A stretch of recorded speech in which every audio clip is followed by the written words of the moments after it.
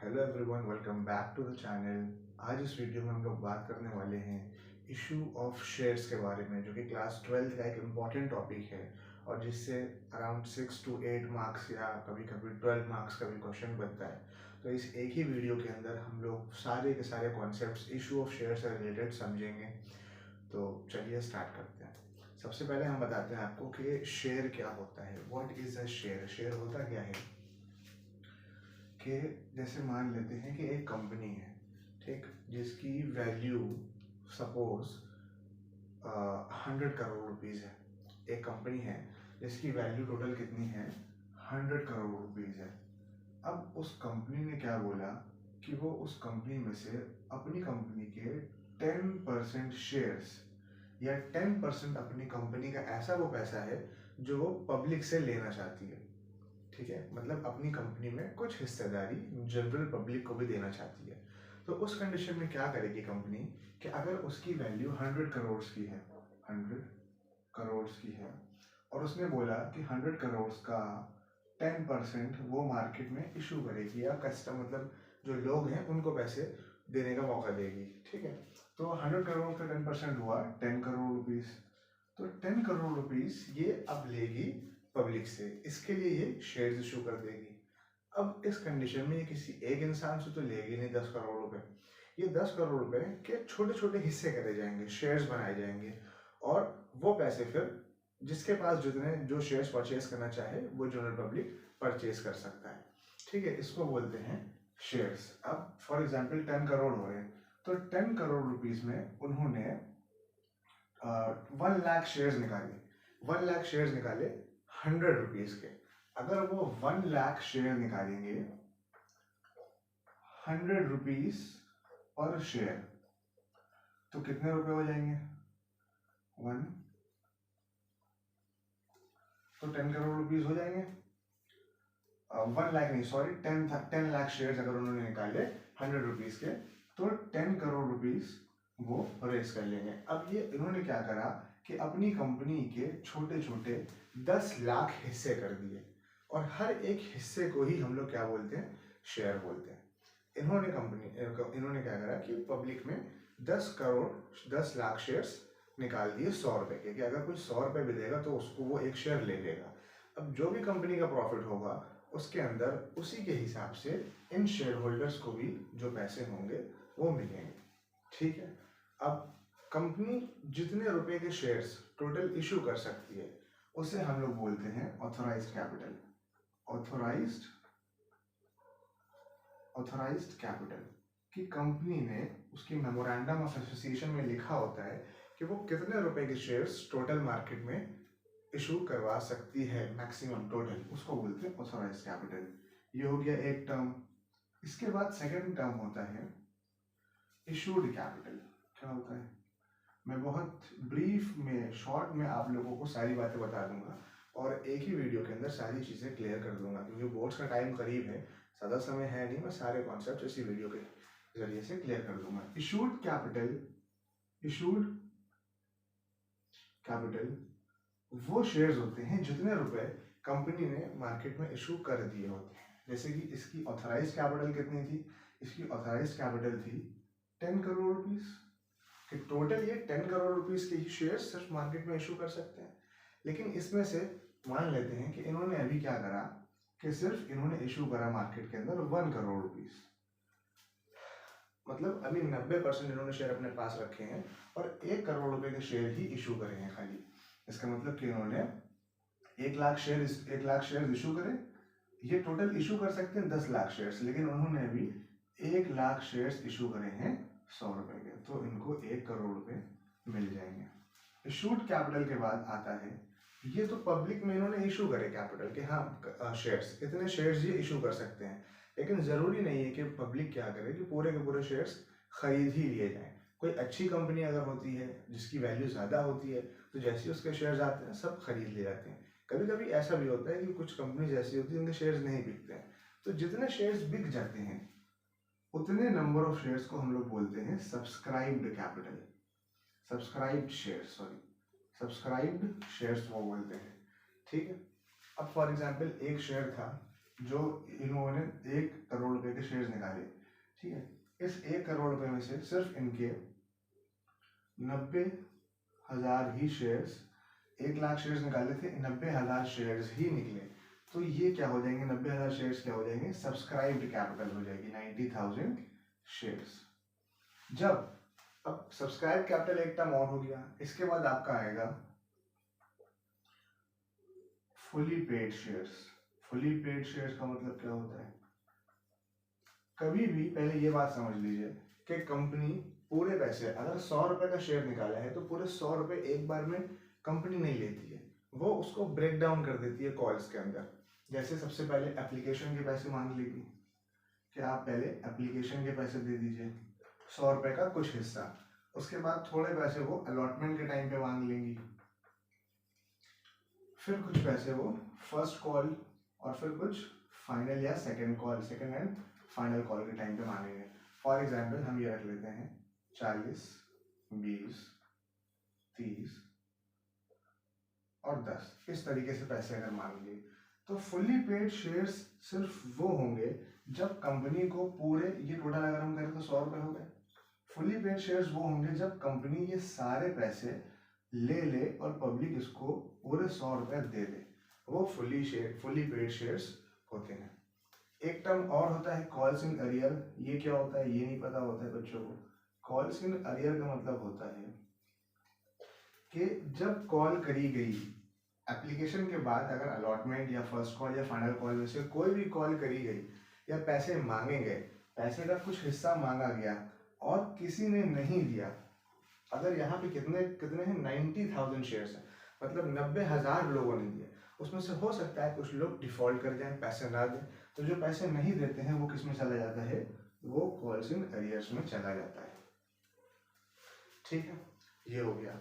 उसके बाद अब एक बात और बता दूं आपको कि शेयर्स 3 तरीके से इशू करे जाते हैं। शेयर्स 3 तरीके से मार्केट में इशू करे जाते हैं। ठीक, अगर जो शेयर्स होते हैं इनको इशू करने के 3 तरीके हैं। या तो ये पार पे इशू कर सकते हैं, या तो ये प्रीमियम पे इशू कर सकते हैं, प्रीमियम, और या तो फिर ये डिस्काउंट पे इशू कर सकते हैं।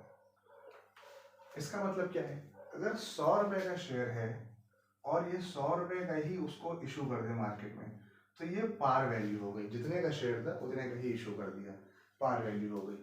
कभी कभी कुछ कंपनीज ऐसी होती हैं जिनकी गुडविल बहुत अच्छी होती है, जिनके शेयर्स लेने के लिए पब्लिक बेचैन हो रही होती है, तो उस कंडीशन में क्या होता है, कंपनी के अंदर भी थोड़ा सा भाव आ जाता है कि नहीं, मेरा शेयर भले 100 रुपए का है लेकिन मैं आपसे 120 रुपए लूँगा।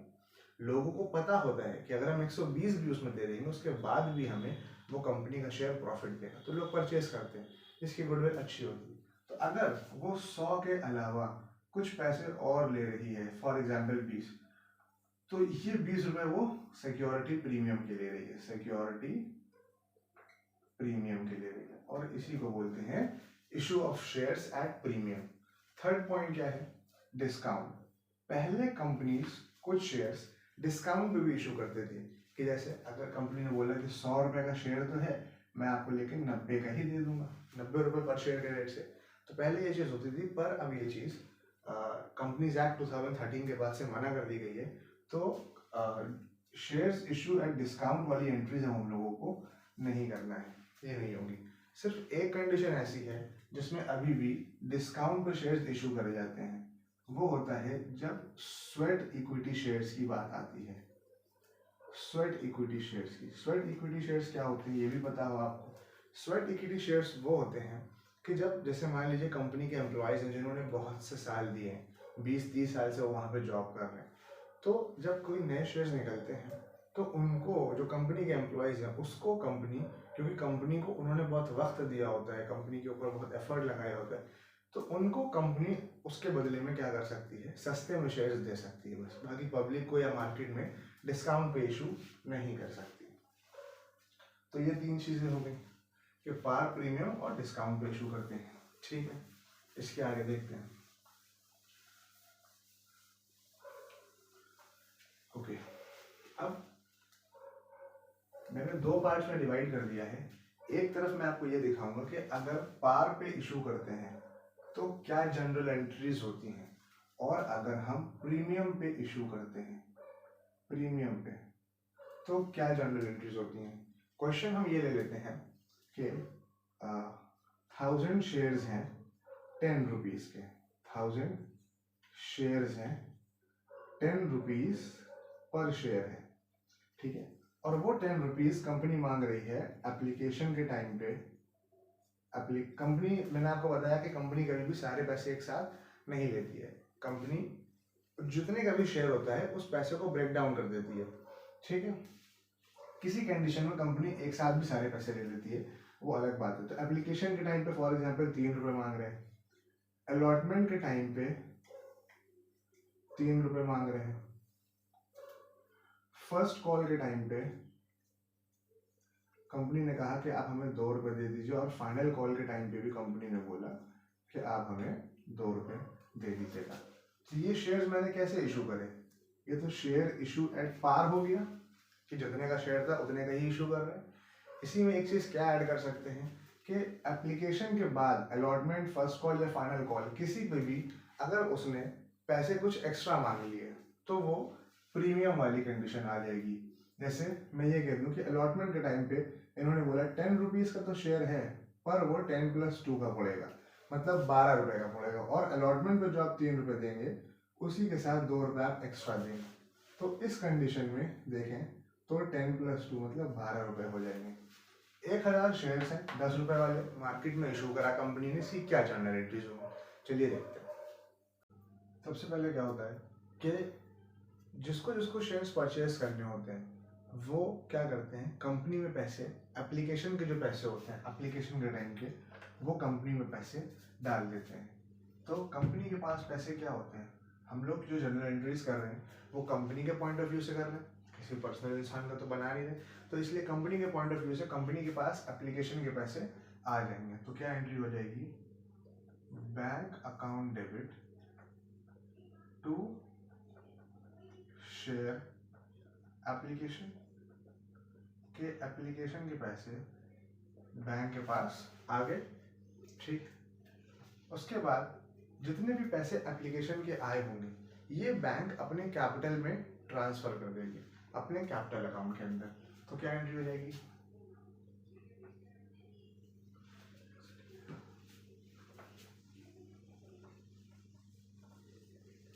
सही से कर देते हैं साफ साफ, bank account debit to share application, share application debit to share capital, जितने भी पैसे आए। तो बैंक में कितने पैसे आए, 10,000 शेयर होल्डर्स ने अभी एप्लीकेशन के टाइम पे 3 रुपए दिए हैं। तो 10,000 शेयर होल्डर्स अगर 3 रुपए दे रहे हैं तो कितने आ गए, 30,000 रुपए आ गए। तो यहाँ पे भी 30,000 रुपए लिख लिया, और वही जितने पैसे एप्लीकेशन के आए हैं एप्लीकेशन के सामने एप्लीकेशन का अमाउंट लिखेंगे, तो 30,000, और कैपिटल में पूरे 30,000 रुपए ट्रांसफर कर देंगे। सेम काम यहाँ पे भी हो रहा है, प्रीमियम में भी सबसे पहले क्या होगा, एप्लीकेशन के पैसे तो वही मिलेंगे, इसलिए एंट्री सेम वैसे ही बनेगी, bank account debit to share application, उसके बाद share application debit to share capital. Same amount यहाँ पे भी आएगा कि 10,000 लोगों ने 3 रुपए दिए तो 30,000 रुपए आ गए। सेम अमाउंट एप्लीकेशन के सामने एप्लीकेशन के पैसे, और जो डेबिट पे है वही क्रेडिट पे लिखेंगे ताकि बैलेंस बराबर रहे। अब एप्लीकेशन के पैसे रिसीव हो गए, एप्लीकेशन के बाद क्या होगा कि कुछ समय के बाद कंपनी को फिर से जरूरत पड़ेगी पैसों की, तो कंपनी क्या कहेगी कि जो अलॉटमेंट के नाम पे पैसे हमने बोले थे वो भी आप हमें दे दीजिए, ठीक है। तो इस बार कंपनी क्या कर रही है, इस बार कंपनी में पहले पैसे पहुंच नहीं रहे, पहले कंपनी इस बार कॉल कर रही है, पहले पैसे मंगवा रही है। तो कंपनी ने कॉल करी तो कंपनी क्या लिखेंगे,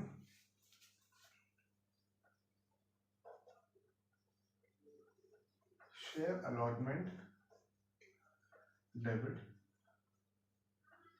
टू शेयर कैपिटल, और कितने पैसे कंपनी ने मांगे, 3 रुपए के हिसाब से मांगे, फिर से 30,000 रुपये कंपनी ने मांगे, ठीक है। और उसको पूरे पैसे 3 रुपए के हिसाब से मिल गए। तो जब पैसे मिलेंगे तो क्या लिखेंगे हम लोग, bank account debit to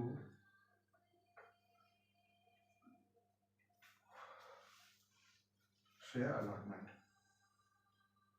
share allotment, ये एंट्री हो जाएगी, ठीक है। और 30,000 रुपये पूरे ट्रांसफर हो जाएंगे वापस। क्या मतलब हुआ इस एंट्री का, कि इस बार कंपनी ने पहले पैसे कॉल करी, मांगे पैसे, कि अलॉटमेंट किए, जो पैसे थे 3 रुपये 10,000 शेयर्स पे वो भेजे, और फिर जो पैसे उसके पास रिसीव हो गए, तो इस तरीके से हम लोगों ने लिख लिया, ठीक। अच्छा, तो देखिए इसको याद करने का बहुत आसान तरीका है। होता क्या है कि हम लोग अगर किसी की जर्नल एंट्रीज कर रहे हैं और हमारे पास पैसे आए, तो हम क्या लिखते हैं कि बैंक अकाउंट डेबिट, हमारे पास पैसे आए तो डेबिट साइड पे लिखा है, और क्रेडिट साइड पे क्या जाएगा, टू शेयर कैपिटल, कि हमारे पास जो पैसे आए। हम लोग जर्नल एंट्री जब करते थे क्लास 11 में, सबसे पहले क्या सीखा था, cash account debit to capital account, या फिर जब बिजनेस स्टार्ट करते थे फिर bank account debit to capital account करते थे। तो सेम काम तो यहाँ पे भी हो रहा है कि कैपिटल अकाउंट को क्रेडिट कर दिया और बैंक अकाउंट को डेबिट कर दिया, बैंक को डेबिट कर दिया और शेयर कैपिटल को क्रेडिट कर दिया, क्योंकि ये एप्लीकेशन और ये एप्लीकेशन तो डेबिट और क्रेडिट बराबर हुआ जा रहा है, कटा जा रहा है। इसी तरीके से allotment debit allotment credit cut गया, तो एंट्री वही हो रही है, बस एक ही एंट्री की 2 एंट्रीज हो जा रही है। क्यों, क्योंकि एक बार पैसे एक बार पेमेंट ड्यू हो रहा है और उसके बाद दोबारा पेमेंट आ रहा है, मतलब पहले कॉल करी फिर पैसे आए, तो इसलिए 2 एंट्रीज करनी पड़ रही है। इस जब अगर प्रीमियम पे इशू करा होगा तो उस कंडीशन में क्या हो जाएगी, उस कंडीशन पे भी पैसे मांगे जाएंगे, share allotment debit to share capital, और यहां पे साथ में कैपिटल के साथ साथ उसने किस चीज के पैसे मांगे, टू सिक्योरिटी प्रीमियम के, कैपिटल के साथ उसने सिक्योरिटी प्रीमियम के भी पैसे इस बार मांगे। शेयर कैपिटल पे उसने कितने रुपए मांगे, 10,000 शेयर्स पे 3 रुपए मांगे, मतलब 30,000 रुपए मांगे, और सिक्योरिटी प्रीमियम के 10,000 शेयर्स पे उसने 2 रुपए जो अलग से कॉल करे, मतलब 20,000 रुपए हो गए, तो 30 और 20 टोटल 50,000 रुपए यहाँ पे आ गए। बस यही मेन डिफरेंस है। इसके बाद एक एंट्री और क्या होगी कि यहाँ पहले कॉल करी, पैसे मांगे और फिर पैसे आ गए, तो उसकी एंट्री क्या हो जाएगी, bank account debit to share allotment, ठीक है। तो जो पैसे आए हैं वो बैंक में लिख देंगे, टोटल कितने आए हैं, शेयर अलॉटमेंट के सामने शेयर अलॉटमेंट का ही अमाउंट होगा, आप ऐसे भी लिख सकते हैं 50,000, तो जो डेबिट पे है जो क्रेडिट पे है वही डेबिट पे भी होगा, इसलिए यहाँ पे 50,000 रुपये बैंक में आ गए। उसके बाद फर्स्ट कॉल होगी और फाइनल कॉल होगी इन दोनों की, जैसे जिस तरीके से यहाँ पे हुई है, शेयर अलॉटमेंट की, फिर फर्स्ट कॉल फिर फाइनल कॉल, और उसके अंदर इन दोनों में कोई डिफरेंस नहीं है, तो उसको मैं बस सिर्फ एक बार कर दे रहा हूँ। क्या होगी call, share first call debit to share capital, ठीक, पैसे मांगे जाएंगे, 10,000 शेयर्स पे 2 रुपए मांगे जाएंगे, 20,000 रुपए आ जाएंगे, और उसके बाद bank account debit to share first call, ठीक, सेम अमाउंट जो 20,000 रुपये ड्यू थे मांगे गए, वो 20,000 रुपये यहाँ पे आ गए। इसके बाद सेम इसी तरीके से फाइनल कॉल भी हो जाएगी, यहाँ लिख देते हैं share final call debit, share second and final call लिखेंगे, जो भी फाइनल कॉल होगी उसके अंदर फाइनल कॉल जरूर मेंशन करेंगे, share second and final call debit to share capital, फिर एंट्री हो जाएगी same bank account debit to share final call, फटाफट लिख लेते हैं, bank account debit to share final call, और कितने पैसे मांगे गए, ₹2 के हिसाब से ही मांगे गए हैं, तो 20,000 यहाँ पे भी आए, 20,000 यहाँ पे भी आए, सेम अमाउंट यहाँ पे भी आ जाएगा, 20,000 और 20,000। तो बेसिकली जो डिफरेंस था पार और प्रीमियम में, जो डिफरेंस है वो सिर्फ इस बात का डिफरेंस है कि जब भी प्रीमियम के पैसे मांगे जाएंगे, हो सकता है ये प्रीमियम के पैसे अलॉटमेंट के टाइम पे ना मांगे, कभी कभी फर्स्ट कॉल के टाइम पे मांग ले, या कभी फाइनल कॉल पे मांग ले, कभी भी मांग सकते हैं एप्लीकेशन के बाद। तो जब भी ये मांगेंगे, बस उसके अंदर जहाँ पे कैपिटल के पैसे मांगे होंगे उसी के साथ प्रीमियम के भी पैसे मांग लिए जाएंगे, ठीक है। बस इसमें ये थोड़ा सा बैलेंस बस ज्यादा आ जाएगा। इसके अलावा पार और प्रीमियम पे इशू करेंगे तो सेम एंट्री होगी। इसके बाद नेक्स्ट क्वेश्चन, तो हम लोग यहाँ पे एक क्वेश्चन के साथ रेडी हैं। देखिए मैं बता दूं आपको, पूरे टॉपिक को, इशू ऑफ शेयर्स जो चैप्टर है, ये पूरा चैप्टर हम लोगों को अच्छे से कवर करना है और कम से कम टाइम में, ठीक है। मैं कोशिश करूंगा शॉर्ट से शॉर्ट वीडियो बने। इसलिए बता दूं कि ये सारे टॉपिक्स जिनके मैंने नाम अभी यहाँ पे लिखे हैं, ये सारे टॉपिक्स हम लोगों को कवर करने हैं। देखें, issue of shares at par ये हो गया, issue of shares at premium ये हो गया, अंडर सब्सक्रिप्शन का मैंने एक क्वेश्चन लिखा हुआ है, ठीक है। इस तरीके से बस ये अगर हम लोगों ने सारे क्वेश्चंस क्लियर कर लिए तो आपको इशू ऑफ शेयर्स बिल्कुल समझ में आ जाएगा। और टाइम को बचाने के लिए मैंने यहाँ पे पहले क्वेश्चन लिख लिया, जर्नल एंट्रीज भी बना ली, बस अमाउंट आपको एक्सप्लेन करता जाऊंगा और लिखता जाऊंगा। इसके बाद फिर से इसको रब करूंगा, उसके बाद फिर से आगे प्रोसेस करूंगा, ताकि कम से कम टाइम के अंदर बिल्कुल टाइम बचे और आप लोगों को समझ में भी आ जाए, ठीक है। तो अंडर सब्सक्रिप्शन का मतलब क्या होता है? जरूरी नहीं है कि जब भी हम लोग शेयर्स इशू करें तो जितने भी शेयर्स इशू करें वो सारे के सारे पब्लिक परचेज कर ले, ऐसा जरूरी नहीं है। जैसे कि इस कंडीशन में क्या था कि शिवा लिमिटेड एक कंपनी है, इन्होंने 20,000 शेयर्स इशू करे ₹10 के, प्रीमियम पे इन्होंने इशू करे 10% प्रीमियम पे इशू करे।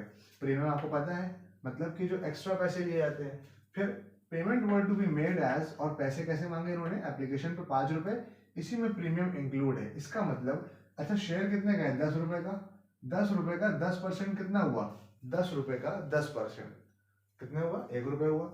इसका मतलब कि इस ₹5 के अंदर ₹4 इन्होंने किसके मांगे हैं? अलॉट एप्लीकेशन के मांगे हैं, और उसके अलावा ₹1 जो है प्रीमियम पे इन्होंने मांगा है, ठीक है। वो एप्लीकेशन के साथ ले रहे हैं। उसके बाद अलॉटमेंट पे ₹4 मांगे, फर्स्ट एंड फाइनल कॉल पे ₹2 मांगे। देखा जाए तो 5, 4, 9 और 2 ₹11 मांगे, जिसमें ₹10 का शेयर है और ₹1 प्रीमियम के हैं। लेकिन एप्लीकेशन जो इनके पास आई वो सिर्फ 18,000 शेयर की आई। 20,000 शेयर्स इशू करे, लेकिन सिर्फ 18,000 शेयर्स की ही एप्लीकेशन आई। All money were accepted and all money was duly received. Journal entries pass करनी है, सारे पैसे आ गए, लेकिन 18,000 शेयर पे आए। तो इस कंडीशन में हम लोग ये करते हैं कि जितने शेयर्स के एप्लीकेशन के पैसे आए हैं उतने शेयर्स के हिसाब से हम लोग सारा कैलकुलेशन करते हैं, ना कि जितने शेयर्स हमने इशू करे थे उसके हिसाब से नहीं करते, बल्कि जितने शेयर्स के लिए हमारे पास एप्लीकेशन रिसीव हुई हैं उतने शेयर्स के हिसाब से करते हैं, ठीक है। तो जनरल एंट्रीज में मैंने बताया सबसे पहले क्या होता है कि जिसको जिसको शेयर्स परचेज करने होते हैं वो पहले पैसे दे देते हैं। किस नाम से? जब वो पैसे देंगे तो कहाँ आएंगे? बैंक में आएंगे। Bank account debit to share application के नाम से है, ठीक है। बैंक में कितने पैसे आए? कितने लोगों ने पैसे दिए हैं? 18,000 शेयर होल्डर्स ने पैसे दिए। 18,000 शेयर होल्डर्स ने, ये मैं आपको समझाने के लिए लिख रहा हूँ। और कितने रुपए दिए हैं एप्लीकेशन के टाइम पे? एप्लीकेशन के टाइम पे दिए हैं ₹5। इसका मतलब 18 5 90,000 हम लोगों को एप्लीकेशन के टाइम पे मिल गए, ठीक है। शेयर एप्लीकेशन के सामने जो अमाउंट लिखा है वो फिर तो शेयर एप्लीकेशन के ही सामने लिख देंगे 90,000, और उसके साथ शेयर कैपिटल के लेकिन कितने मिले और सिक्योरिटी प्रीमियम कितने मिले। हम लोगों को पता है कि 18,000 शेयर्स पे ₹4 ही हमको मिले हैं एप्लीकेशन के, और ₹1 मिले हैं 18,000 शेयर्स पे, ₹1 मिले हम लोगों को सिक्योरिटी प्रीमियम के नाम से। तो 18,000 को 1 से करें तो 18,000, 18,000 36 72, 72,000 रुपीज किसके हो गए? हम लोगों के शेयर कैपिटल के हो गए। बस इतना ही सा काम है सिर्फ किसके अंदर? अंडर सब्सक्रिप्शन में। बस ये मैंने आपको एक्सप्लेन कर दिया। फिर शेयर अलॉटमेंट के टाइम पे पैसे मांगे गए, शेयर अलॉटमेंट के टाइम पे पैसे मिल गए। कितने पैसे मांगे गए? वही सेम 18,000 शेयर्स पे कितने रुपए मांगे गए? ₹4 मांगे गए अलॉटमेंट के टाइम पे, पूरे पैसे मिल गए। 72,000 रुपीज यहाँ पे लिख देंगे और 72,000 रुपीज इसके सामने भी लिख देंगे। इस बार कॉल करी थी, पहले पैसे मांगे गए हैं, इसलिए पहली कंडीशन में बैंक नहीं लिखा है। फिर जब पैसे मांगे तो इनके पास पूरे पैसे आ गए। जब पैसे आ गए तो बैंक में भी फिर से 72,000 और टू शेयर अलॉटमेंट के सामने अलॉटमेंट का अमाउंट 72,000 रुपीज यहाँ पे भी लिख देंगे। उसके बाद एंट्री क्या है, share first and final call debit to share capital. इस पे कितने मांगे, इस पे 2 रुपये मांगे। टोटल 18,000 शेयर्स हैं, उस पर 2 रुपीज़ की कॉल करी, 36,000 रुपीज़ हुए। ठीक है, टोटल दोनों साइड में लिखेंगे और 36,000 रुपीज़ पूरे मिल गए, क्योंकि यहाँ पे लिखा हुआ है कि ऑल वर एक्सेप्टेड, सबके पैसे ले लिए गए हैं। 36,000 रुपीज़ पूरे यहाँ पे आ गए। ठीक है, बस समझने वाली बात ये है कि अगर अंडर सब्सक्रिप्शन का पॉइंट होगा तो उसमें जितने शेयर्स के पैसे रिसीव हुए हैं उतने शेयर्स के हिसाब से काम करेंगे, और जितने शेयर्स हमने इशू करे उसके हिसाब से काम नहीं करेंगे। ये क्वेश्चन कंप्लीट हुआ, इसी के साथ हम लोगों का अंडर सब्सक्रिप्शन भी कंप्लीट हुआ। अब मैं क्वेश्चन लिख लेता हूँ कंसिडरेशन अदर देन कैश का, फिर वो आपको दिखाता हूँ। ठीक है, तो यहाँ पे एक क्वेश्चन फिर से रेडी है, purchase consideration other than cash का। इसका मतलब कि कभी कभी ऐसा होता है कि हम किसी दूसरे इंसान से या उसका बिजनेस परचेज कर लेते हैं, या उससे कुछ एसेट्स परचेज कर लेते हैं, या कोई भी चीज़ हमने उससे ख़रीद लिया, उसके बदले हमें उसको पैसे देने होते हैं। तो हम पैसे नहीं देते हैं, बल्कि पैसों के बदले हम उसको अपनी कंपनी में के कुछ शेयर्स प्रोवाइड कर देते हैं। कि हमें फॉर एग्जांपल अगर किसी को 10 लाख रुपए देने हैं, तो हमने कहा कि तुम मेरी कंपनी के 10 लाख रुपए के शेयर्स ले लो। अगर तुम्हारे पास शेयर्स रहेंगे तो क्या होगा, बाद में जब शेयर्स की वैल्यू बढ़ेगी तो तुम्हारा प्रॉफिट भी बढ़ जाएगा। तो ऐसे भी एग्रीमेंट हो जाता है। इस कंडीशन में क्या होता है, एक क्वेश्चन लिखा हुआ है कि जो एक्स लिमिटेड है purchase the business of Y limited for ₹90,000। इन्होंने एक्स लिमिटेड ने 90,000 रुपीज़ का बिजनेस वाई लिमिटेड का परचेज कर लिया, और उसके बदले इन्होंने दिए fully paid shares of ₹10 each, और उसके बदले इन्होंने 10 रुपए वाले फुल्ली पेड शेयर्स दिए, मतलब 10 रुपए के शेयर्स इनको, 10 वाले शेयर्स इनको दे दिए। तो क्या एंट्रीज होंगी एक्स की बुक्स के अंदर अगर हमने शेयर्स इशू करे एट पार, और अगर हमने शेयर्स इशू करे एट प्रीमियम। दो कंडीशन है, अगर हम 10 वाले शेयर्स 10 रुपए के हिसाब से ही इनको दे रहे हैं तो उस कंडीशन में क्या एंट्री होगी, और अगर हम 10 रुपए वाले शेयर्स प्रीमियम पे इशू कर रहे हैं। अब प्रीमियम पे कैसे इशू करेंगे अभी हम आपको बताते हैं। सबसे पहले एक्स ने परचेज करा वाई का बिजनेस, तो एक्स के पास क्या आ गई, in the books of x चल रहा है यहाँ पे, इन द बुक्स ऑफ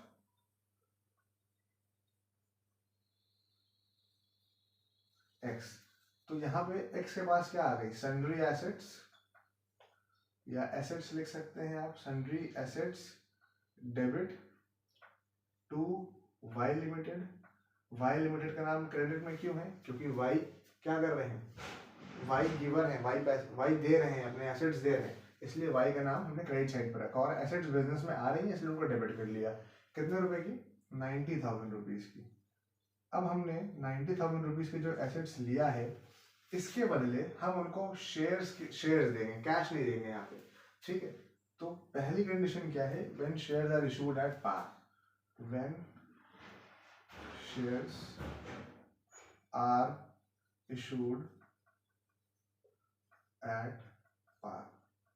ठीक है, तो Y को हम शेयर्स देंगे तो Y रिसीव कर रहे हैं, इसलिए Y limited debit to share capital, हमारे पास से शेयर्स जा रहे हैं इसलिए क्रेडिट साइड पे लिखा है Y limited debit to shares capital.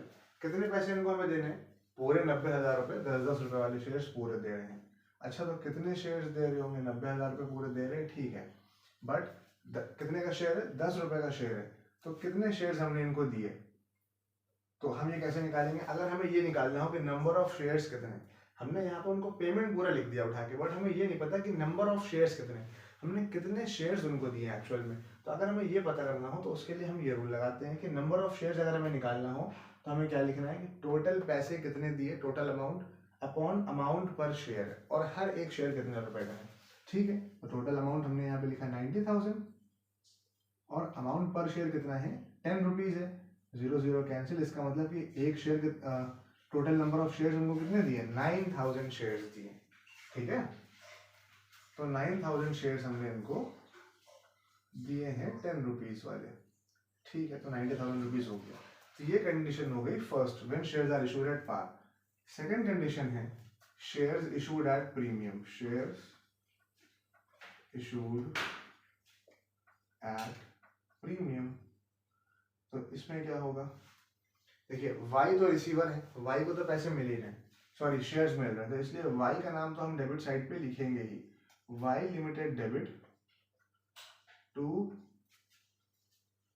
Shares capital Y limited debit to share capital, और हमने इनको शेयर्स जो हैं वो प्रीमियम पे इशू करे हैं, तो प्रीमियम के पैसे भी हमने इनसे लिए होंगे टू सिक्योरिटी प्रीमियम, ठीक है, ये एंट्री हो जाएगी। लेकिन अमाउंट क्या डालेंगे, वाई को मैंने 90,000 रुपीज के ही शेयर्स दिए, तो यहाँ पे तो 90,000 रुपीज ही लिखेंगे। अच्छा, मैंने क्वेश्चन हाफ लिखा है, क्वेश्चन में था एट प्रीमियम ऑफ 25%, ये क्वेश्चन है कि 25% प्रीमियम भी हमने उनसे लिया है, मतलब 10 रुपये वाला शेयर था वो हमने उनको ज़्यादा महंगा दिया है, ठीक है। तो इसमें क्या होगा कि 90,000 रुपीज़ के शेयर्स थे, तो मैंने कितने शेयर्स उनको इस बार दिए, इस बार मैंने पूरे 9,000 शेयर्स नहीं दिए होंगे, ठीक है। चलिए इस बार भी निकाल लेते हैं, कैसे निकालेंगे, टोटल अमाउंट कितना है इस बार, अमाउंट तो सेम है 90,000 रुपीज़, लेकिन अमाउंट पर शेयर कितना है, अमाउंट पर शेयर का मतलब कि हर एक शेयर हमने उनको कितने रुपए कर दिया। देखिए मैंने जो शेयर था वो 10 रुपीज़ का था, और उस 10 रुपीज़ पे 25% प्रीमियम लगाया, 25% का मतलब होता है 2.5 रुपये, 2.5, तो टोटल कितने रुपए का पड़ गया पर शेयर उनको 12.5 रुपये का पड़ गया, 12.5 का। तो इस हिसाब से इनको हमने कितने शेयर्स दिए, हमने इनको शेयर्स दिए 7,200 शेयर्स इस बार दिए, ओके। जब हमने प्रीमियम पे इशू करा तो 7,200 शेयर्स हमने इनको दिए, ठीक है। अब 7,200 शेयर्स जो है 7,200 शेयर्स हमने दिए 10 रुपए के हिसाब से यहाँ पे इनको, तो 72,000 रुपीज़ हो गए। उसके बाद 7,200 शेयर्स पे हमने 7,200 शेयर्स पे इनसे कितने रुपए एक्स्ट्रा लिए प्रीमियम के, 2.5 रुपये लिए, ठीक है। 7,200 पे 2.5 रुपये के हिसाब से कितने हो गए, 18,000 रुपीज़ हो गए।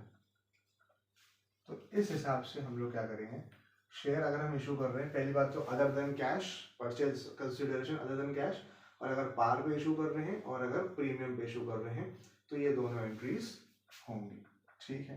तो ये कंसिडरेशन अदर देन कैश भी हो गया। अब कॉल्स एंड एरियर की बात कर लेते हैं, पहले क्वेश्चन लिख लेते हैं फिर एक्सप्लेन करेंगे। तो एक क्वेश्चन यहाँ पे लिखा हुआ है, इसको देखते हैं। ये कॉल्स एंड एरियर से रिलेटेड मैंने यहाँ पे लिखा है। कॉल्स एंड एरियर का मतलब मैं बता चुका हूँ। सबसे पहले इसमें क्या है कि चंद्रा लिमिटेड ने इशू करे 15,000 शेयर्स, 100 रुपए का एक शेयर था और उन्होंने 5 रुपए प्रीमियम पे मांगा। इसका मतलब कि 100 रुपए का शेयर और 5 रुपए प्रीमियम, मतलब 105 रुपए उन्होंने मांगे, ठीक है। तो 25 रुपये एप्लीकेशन पे, 45 रुपीज़ अलॉटमेंट पे और 35 rupees first and final call पे मांगे। एप्लीकेशन लेकिन 14,000 ही उनके पास आई। इन्होंने अप्लाई किया 15,000 शेयर्स इन्होंने इशू करे, लेकिन सिर्फ 14,000 ही लोगों ने इसके लिए अप्लाई किया। सारे पैसे आ गए, रिसीव हो गए और सबको दे दिए गए। बस यहाँ पे लिखा है कि फर्स्ट और फाइनल कॉल के ऊपर 200 शेयर्स के पैसे नहीं मिले। कोई एक पर्सन ऐसे थे जिन्होंने 200 शेयर्स खरीदे थे, लेकिन वो फाइनल कॉल के टाइम पे पैसे नहीं दे पाए, वो अरियर कर गए। क्या जर्नल एंट्रीज होंगी इसकी, चलिए देखते हैं।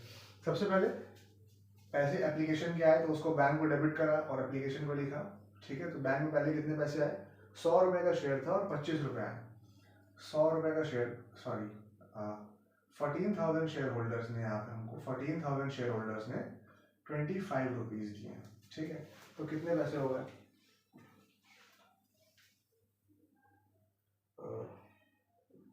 14,000 इंटू 25, 3,50,000 रुपये। 3,50,000 रुपये यहाँ पे आ गया, ठीक है। और 3,50,000 रुपये एप्लीकेशन के पूरे पैसे रिसीव भी हो गए। तो share application debit to share capital, entries याद कर लीजिएगा। 3,50,000 रुपये हो गए, ठीक है।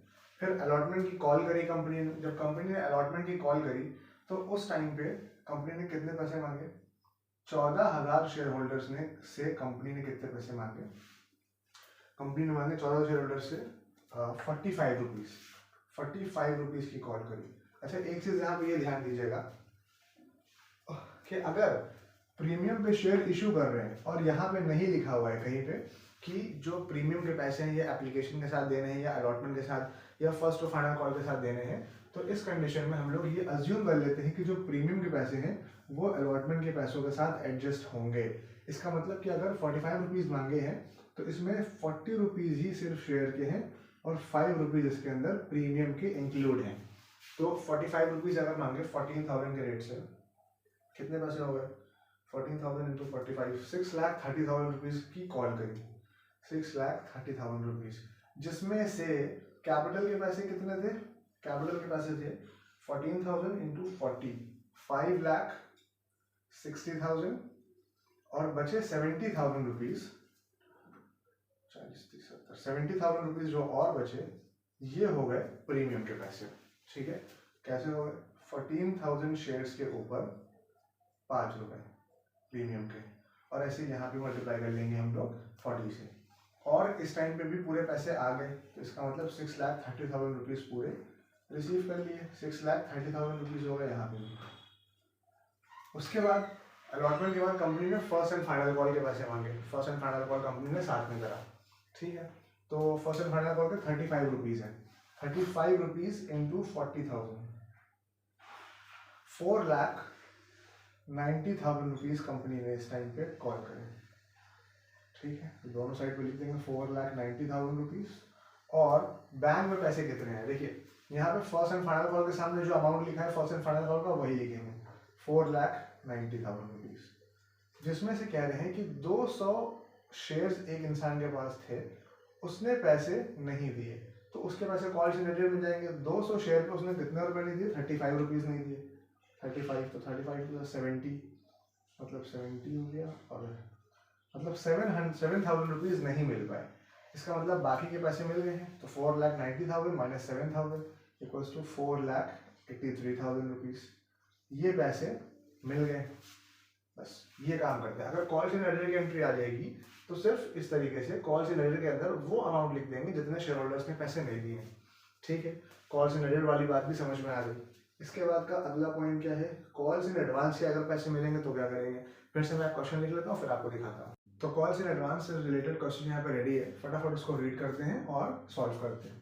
मॉडर्न लिमिटेड ने इशू करे 10,000 शेयर्स 10 रुपीज़ के, 2.5 रुपये मांगे एप्लीकेशन पे, 2.5 रुपये अलॉटमेंट पे, 2 रुपये फर्स्ट कॉल और 3 रुपये फाइनल कॉल पे मांगे। अब लिखा गया इन्फॉर्मेशन कह दी है कि सारे शेयर सब्सक्राइब हो गए एंड अमाउंट रिसीव्ड, और सारा पैसा मिल गया, कोई भी कैंसिल नहीं हुआ, किसी ने पैसा ऐसा नहीं कि नहीं दिया, सबने दे दिया। शेयर होल्डर एक ए हैं जिन्होंने 200 शेयर पे फर्स्ट एंड सेकेंड कॉल के पैसे विद अलॉटमेंट, अलॉटमेंट के साथ ही फर्स्ट और सेकेंड कॉल के पैसे भी इन्होंने दे दिए। एक शेयर होल्डर ए है।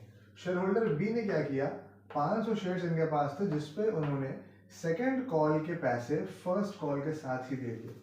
इन्होंने भी अपने टाइम से पहले ही पैसे दे दीजिए, और शेयर होल्डर ए ने भी अपने टाइम से पहले पैसे दे दिए। तो आर्टिकल्स ऑफ एसोसिएशन के हिसाब से यहाँ पे होता है कुछ फिक्स रेट ऑफ इंटरेस्ट होता है कि अगर कोई टाइम से पहले पैसे दे रहा है तो उस पर इतने परसेंट उसको इंटरेस्ट दिया जाएगा। तो 12% पर एनम के हिसाब से इन लोगों को रेट ऑफ इंटरेस्ट भी प्रोवाइड करना है। तो चलिए जर्नल एंट्रीज देखते हैं फटाफट कि क्या होंगी इनकी जर्नल एंट्रीज। सबसे पहले bank account debit to share application, मैंने यहाँ पे क्वेश्चन लिख के रेडी कर चुका हूँ इसलिए पहले से, ताकि टाइम कम लगे। बैंक में कितने पैसे आएंगे, 10,000 रुपये के ऊपर 2.5 रुपये के हिसाब से आ गए। तो 1 मई की बात है यहाँ पे, 1 मई, इसलिए मैंने डेट भी डाल दिया। Bank account debit to share application, 10,000 shares के ऊपर 2.5 रुपये इन्होंने एप्लीकेशन डेटा मांगे, मतलब 25,000 रुपये। 25,000 रुपये दोनों साइड पे लिख लेंगे, और 25,000 रुपये ही हम एप्लीकेशन के शेयर कैपिटल में ट्रांसफर भी कर देंगे, पूरा काम हो जाएगा। इसके अंदर मेन पॉइंट सीखने वाला यहाँ पे आएगा, तो फटाफट इसको कर लेते हैं। Share allotment debit to share capital, allotment के टाइम पे फिर से 2.5 रुपये मांगे, तो सेम काम होगा, 2.5 रुपये मांगे 10,000 शेयर से, 25,000 रुपये आ गए, और पूरे 25,000 रुपये। हाँ, अब यहाँ पे कह रहे हैं कि एक शेयर होल्डर ए हैं जिनके पास 200 शेयर्स थे, उन्होंने एक ए शेयर होल्डर ने अलॉटमेंट के साथ ही अपने फर्स्ट और सेकंड कॉल के पैसे भी दे दिए। अच्छा, सबसे पहले यहाँ पे देखते हैं कि शेयर अलॉटमेंट के टाइम पे कितने पैसे मांगे गए थे। अलॉटमेंट के सामने लिखे हैं 25,000 रुपये, सामने वही पैसे हम लोग यहाँ पे सबसे पहले लिख देंगे। कितने पैसे लिख देंगे शेयर अलॉटमेंट के सामने, 25,000 रुपये।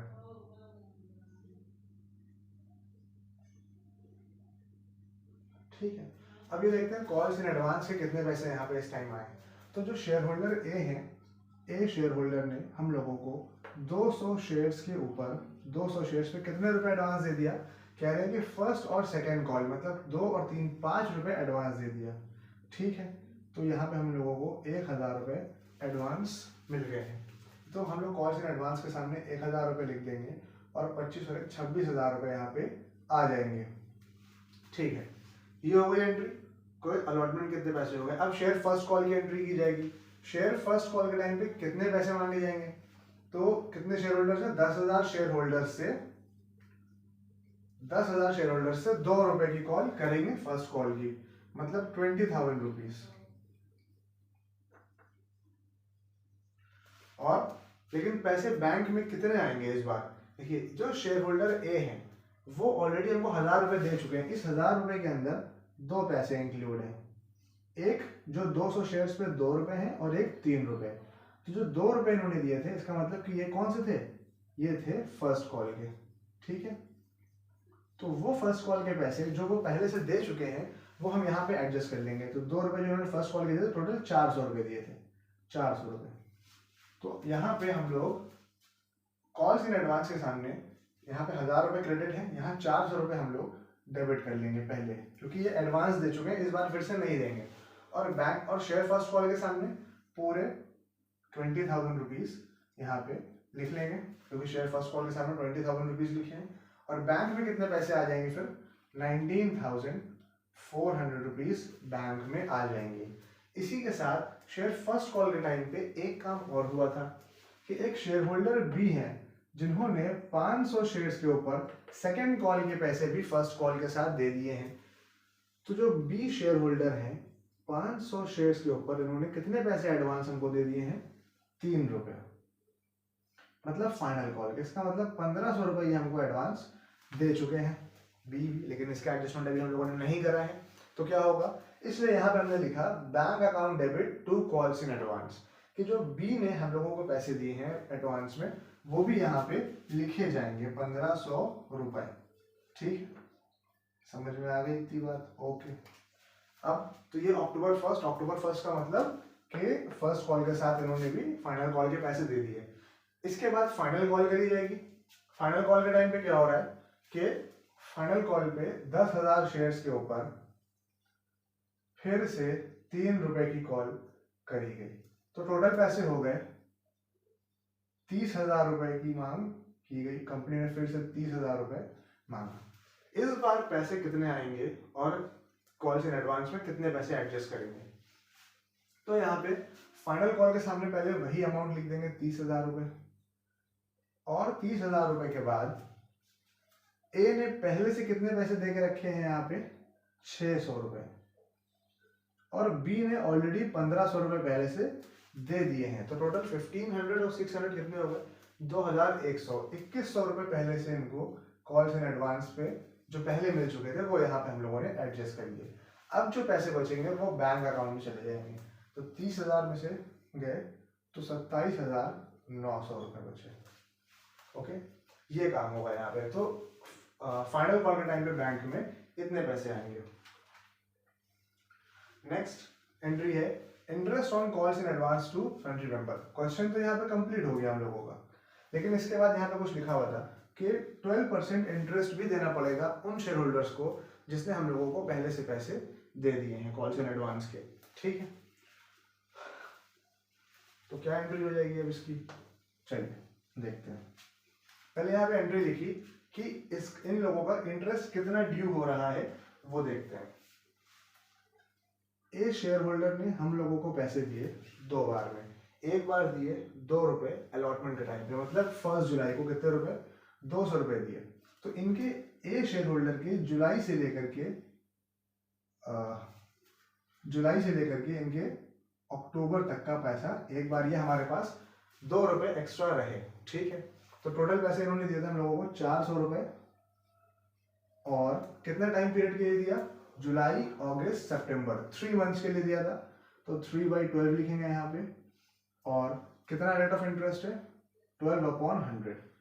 तो इनको इंटरेस्ट कितना मिलेगा, कैलकुलेट कर लेते हैं फटाफट।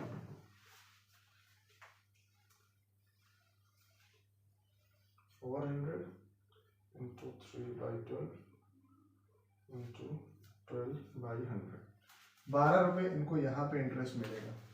ठीक है, ये हो गया। इसके बाद ए शेयर होल्डर ने जो सिर्फ 400 रुपए थे, ए शेयर होल्डर ने तो यहाँ पे हम लोगों को कितने पैसे दिए थे, 1500 रुपये एक्स्ट्रा दिए थे, कहीं लिखा था कॉल्स इन एडवांस 1000 रुपये एक्स्ट्रा दिए थे, 1000 रुपये। लेकिन अभी तो सिर्फ हम लोगों ने 400 रुपये यहाँ पे लिखा, क्यों?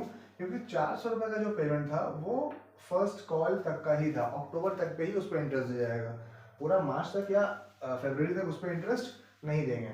लेकिन फिर ए ने ही 400 के बाद 600 रुपीज जो उनके बच रहे हैं वो उन्होंने जिसका पेमेंट करा था अलॉटमेंट के साथ उसका भी पेमेंट करा था जुलाई में, तो जुलाई अगस्त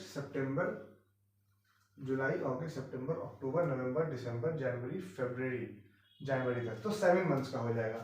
तो 7/12 यहाँ पे लिखेंगे इंटू 12%। एक बार फिर से समझ लीजिए, 600 रुपीज इस 1000 रुपये में ऐसे हैं जिसपे जो इन्होंने 7 महीने पहले दिया, ये ड्यू हो रहा है 1 फरवरी को, लेकिन उन्होंने पेमेंट कब करा? 1 जुलाई को, तो इसलिए 7 मंथ्स हो रहे हैं इसके। ठीक है, तो इसके कितने पैसे हो जाएंगे? इसके हो जाएंगे 42 रुपीज। मतलब टोटल ए को पैसे कितने मिल रहे हैं? 54 रुपीज ए को इंटरेस्ट के तौर पे मिलेगा। ठीक है, बी का कितना हो जाएगा?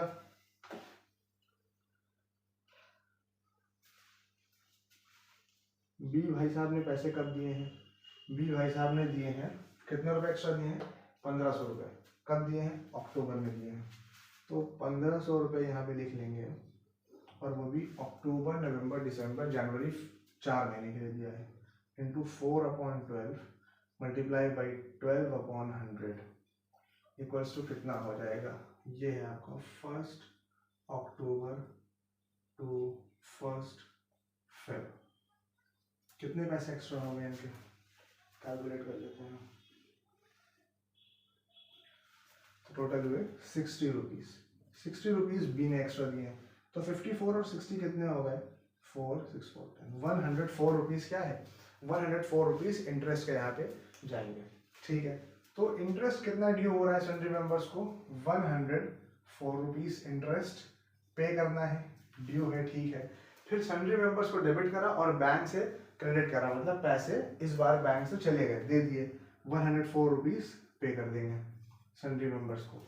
और ये जो 104 रुपीज हमने पे करे हैं, ये क्या है? ये अल्टीमेटली कंपनी ने एक्स्ट्रा पे करा है, तो कंपनी के लिए लॉस है, इसलिए statement of profit and loss को डेबिट करा, और कॉल्स इन एडवांस को, फिर कॉल्स इन एडवांस के नाम से 104 रुपये कंपनी ने पे कर दिया। तो इस तरीके से होता है इसका कॉल्स इन एडवांस का क्वेश्चन। कॉल्स इन एडवांस का क्वेश्चन कंप्लीट हो गया है। अब हम लोग वो क्वेश्चन पढ़ेंगे जो ओवर सब्सक्रिप्शन से रिलेटेड होगा। अगर लोगों ने अप्लाई किया 10,000 शेयर्स के लिए, कंपनी ने इशू करे 10,000 शेयर्स और लोगों ने अप्लाई कर दिया 12,000 शेयर्स के, तो उस कंडीशन में क्या करेंगे? तो पहले क्वेश्चन लिख लेते हैं, फिर आपको दिखाते हैं। ओके, तो प्रो राटा और ओवर सब्सक्रिप्शन से रिलेटेड क्वेश्चन यहाँ पे रेडी है। देखते हैं इसमें क्या होता है। चलिए इसको पहले रीड करते हैं और फिर समझते हैं। एक्स लिमिटेड ने इशू करे 30,000 शेयर्स 10 रुपये वाले, 30,000 शेयर्स इशू करे, जिसपे 10 रुपये का एक शेयर है, तो 3 रुपये एप्लीकेशन पे, 2 allotment, 2.5 first call, 2.5 final call मांगे। लेकिन एप्लीकेशन उनके पास आ गई 50,000। कितनी इशू करी उन्होंने? 30,000 शेयर उन्होंने निकाले, लेकिन इनकी वैल्यू ज़्यादा थी, गुडविल अच्छी थी मार्केट में, लोग इंतजार कर रहे थे। तो जैसे ही उन्होंने अपने शेयर निकाले, फौरन ज़्यादा से ज़्यादा लोगों की वहाँ पे डिमांड आ गई, लोगों ने परचेज करना शुरू करा, तो 50,000 एप्लीकेशन के पैसे आ गए। ठीक है, लेकिन इनके पास तो 30,000 शेयर्स दिए, तो ये 30,000 ही इशू कर सकते हैं, बाकी पैसों का ये क्या करेंगे? तो यहाँ पे लिखा है कि अलॉट कैसे करा, शेयर्स किस तरीके से दिए। तो जो शुरू के 24,000 शेयर होल्डर्स हैं, जो 24,000 शेयर्स के लिए जिन्होंने अप्लाई किया है, उनको तो पूरे पैसे, पूरे शेयर्स दिए जाएंगे 24,000। फिर उसके बाद जो 18,000 शेयर्स के लिए जिन्होंने अप्लाई किया था, उनको सिर्फ 6,000 शेयर्स दिए जाएंगे। मतलब यहाँ पे जो 12,000 शेयर्स के पैसे हैं उसका कुछ करा जाएगा भी। और जिन्होंने लास्ट में 8,000 शेयर्स के लिए जिन लोगों ने भी अप्लाई किया था, उनको यहाँ पे कुछ भी नहीं दिया जाएगा, उनके पैसे वापस कर दिए जाएंगे कि आपको अब शेयर्स नहीं मिल सकते। ठीक है, और यहाँ पे आगे क्या लिखा हुआ है कि excess money received on application was utilized towards allotment. मतलब जो भी एक्स्ट्रा पैसे उनको मिले थे एप्लीकेशन के टाइम पे, एप्लीकेशन के टाइम पे 20,000 शेयर्स एक्स्ट्रा पैसे मिले, वो ये आगे कहाँ पे इस्तेमाल करेंगे, कहाँ पे यूटिलाइज करेंगे? अलॉटमेंट में, और उसके बाद कॉल्स में भी करेंगे। कॉल्स का मतलब फर्स्ट और फाइनल कॉल में। और फिर interest on calls in advance देंगे 12%। जितने पहले से जिनके पैसे आ चुके होंगे उनको 12% interest on calls in advance भी देंगे। तो क्या एंट्रीज होंगी? देखिए सबसे इंपॉर्टेंट क्वेश्चन यही है और ज़्यादा से ज़्यादा एक्सपेक्ट यही कर सकते हैं कि इस तरह का क्वेश्चन वर्ड्स में आएगा प्रो राटा अलॉटमेंट से रिलेटेड। चलिए तो सबसे पहले यहाँ पे क्या करेंगे, bank account debit to share application, application के पैसे हम लोगों के पास आए, लेकिन कितने आ गए? 50,000 शेयर्स के ऊपर आए 3 रुपए के हिसाब से। ठीक है, तो 50,000 शेयर्स पे आ गए 3 रुपए, इसका मतलब 1.5 लाख रुपए आ गए, 1,50,000 रुपए। ठीक है, अब जो शेयर एप्लीकेशन के सामने अमाउंट लिखा है वही एप्लीकेशन के सामने लिखेंगे, इसलिए शेयर एप्लीकेशन के सामने 1,50,000 रुपए लिखा। और शेयर कैपिटल के सामने कौन सा बैलेंस लिखेंगे? शेयर कैपिटल के सामने वो बैलेंस लिखेंगे जितने रुपए के शेयर्स हमने एक्चुअल में इशू करे थे। एक्चुअल में हमने इशू करे थे 30,000 शेयर्स, 30,000 शेयर्स 3 रुपए के हिसाब से। ओके, इसका मतलब कि हम सिर्फ 90,000 रुपए ही शेयर कैपिटल में ट्रांसफर कर सकते हैं। उसके अलावा एक जो यहाँ पे क्या हो रहा है कि 8,000 शेयर होल्डर्स को पैसे कुछ नहीं दिए गए, कोई शेयर्स नहीं दिए गए, उनके पैसे वापस कर दिए गए। तो 8,000 शेयर होल्डर्स के पैसे हम लोगों ने यहाँ पे वापस कर दिया। वापस कर दिया मतलब कि 3 रुपए उनको वापस कर दिए, 8 3 24,000 रुपीज वापस कर दिया। अब इसके बाद कुछ बैलेंस और बच रहा है, क्योंकि यहाँ पे लिखा होता है कि जो पैसे एक्स्ट्रा के होंगे उनको अलॉटमेंट में और सब्सिक्वेंट कॉल्स में एडजस्ट करेंगे। तो अलॉटमेंट में और कॉल्स इन एडवांस में कितना बैलेंस लिखा जाएगा, इसके लिए हम लोगों को वर्किंग करनी पड़ेगी, रफ वर्किंग या नोट अलग से बनाना पड़ेगा, उसके बाद समझ में आएगा। देखिए हम लोग यहाँ पे लिखेंगे applied for 18,000 shares, received 6,000 shares. जिन्होंने 18,000 शेयर्स के लिए अप्लाई किया था उनको 6,000 शेयर्स मिले, तो बाकी 12,000 शेयर्स के पैसे भी वो हमको दे चुके हैं पहले से एडवांस में। तो access money received on, access money received on 12,000 shares. तो 12,000 शेयर्स ऐसे थे जिसका पैसा हमको पहले से मिल चुका है। ठीक है, तो कितने रुपए मिले हैं 12,000 शेयर्स पे हम लोगों को? 12,000 शेयर्स पे 3 रुपए हम लोग को ऑलरेडी मिल चुके हैं एप्लीकेशन के टाइम पे। तो 12 3 36,000 रुपीज हम लोगों को मिल चुके हैं। ठीक है, अब 36,000 रुपीज एक्स्ट्रा हम लोगों को मिले हैं जो हम लोगों को एडजस्ट करने हैं अलॉटमेंट में और फर्स्ट और फाइनल कॉल के अंदर। कैसे करेंगे? तो अलॉटमेंट के टाइम पे कितने पैसे एडजस्ट करेंगे? एडजस्टमेंट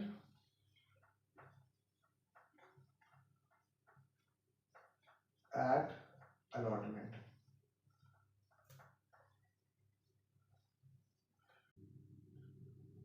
तो 6,000 शेयर्स के ही पैसे हम लोगों ने सिर्फ उनसे लिए हैं, बाकी के उन्होंने 12,000 शेयर्स के पैसे हम लोगों को एडवांस दे रखे हैं। तो 6,000 शेयर्स पे हम लोगों को उनसे कितने रुपए लेने थे? 6,000 शेयर्स पे अलॉटमेंट के टाइम पे 2 रुपए लेने थे, जो कि हम नहीं लेंगे, अपने पास से ही एडजस्ट कर लेंगे। तो 6 2 12,000 रुपीज हो गया। अब 36,000 रुपीज जो एडवांस आए हैं उसमें से 12,000 रुपीज हम लोग एडजस्ट कर लेंगे अलॉटमेंट के टाइम पे। तो हमारे पास बैलेंस बचेगा 24,000 रुपीज। इसमें से लेस करेंगे हम लोग adjustment at first call. First call पे कितना एडजस्ट कर सकते हैं हम लोग? 6,000 शेयर्स जिनको हमने पे दिए, जिनसे लिए, जिनको दिए हैं, उनसे हमें 2.5 रुपए लेने थे। तो 6,000 शेयर इंटू 2.5 हो गया 15,000 रुपीज। 15,000 रुपीज जो फर्स्ट कॉल के आने थे वो एडवांस 15,000 रुपीज आ चुके हैं। इसका मतलब यहाँ पे बचेंगे 9,000 रुपीज, और ये हो जाएगा हमारा adjustment at final call. Final call के टाइम पे 9,000 रुपीज हम लोग एडजस्ट कर लेंगे। एक बार फिर से समझ लेते हैं बहुत ध्यान से, यही पॉइंट है बस प्रोराटा और ओवर सब्सक्रिप्शन का। इसमें क्या करना है, 18,000 शेयर्स के लिए जितने लोगों ने अप्लाई किया उनको सिर्फ 6,000 शेयर्स ही दिए गए, बाकी के 12,000 शेयर्स नहीं दिए गए। हालांकि वो लोग 12,000 शेयर्स के पैसे हम लोगों को पहले से दे चुके हैं। तो उस कंडीशन में जो 12,000 शेयर्स के पैसे हम लोगों के पास आए थे, एप्लीकेशन के आए थे 3 रुपए, इसका मतलब 36,000 रुपीज एडवांस आ चुके हैं, जिसमें से हम लोगों ने अलॉटमेंट के टाइम पे फिर हम उन 6,000 शेयर होल्डर से पैसे नहीं मांगेंगे। जो पहले से हमको दिए हुए हैं 12,000 रुपीज, वहां से एडजस्ट कर लेंगे। फिर भी हम लोगों के पास 24,000 रुपीज़ का बैलेंस रह जाएगा शेयर होल्डर्स का, अभी उसको भी एडजस्ट करना है। तो उसमें से फिर उन वही 6,000 शेयर होल्डर्स के पैसे हम लोग जो ₹2.5 फर्स्ट कॉल पे मांगने थे उनसे नहीं मांगेंगे, और 15,000 रुपये जो है ये फर्स्ट कॉल में एडजस्ट कर लेंगे, फिर जो पैसे बचेंगे वो फाइनल कॉल में एडजस्ट कर जाएंगे। इस तरीके से प्रोराटा अलॉटमेंट होता है। तो क्या एंट्रीज हो जाएंगी, इसका मतलब कि शेयर अलॉटमेंट के अंदर हम लोगों को 12,000 रुपये लिखने हैं, 12,000 रुपीज़, ठीक है। और बाकी कितने पैसे हम लोगों को ट्रांसफर करने हैं फर्स्ट और फाइनल कॉल के 24,000 रुपीज़।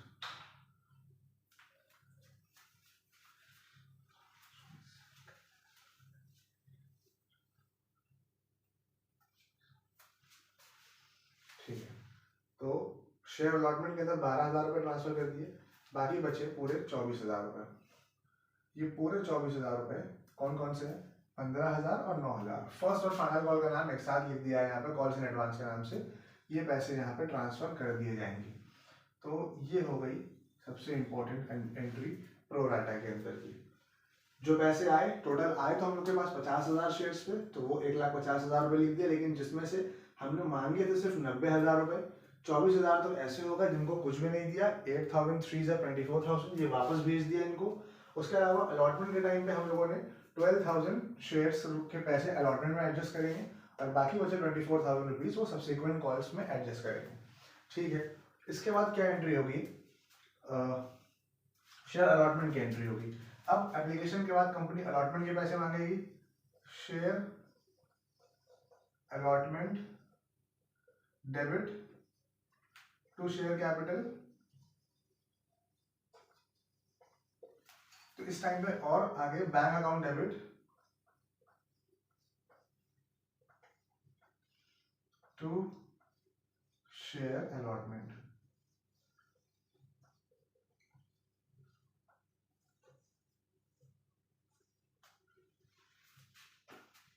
शेयर अलॉटमेंट डेबिट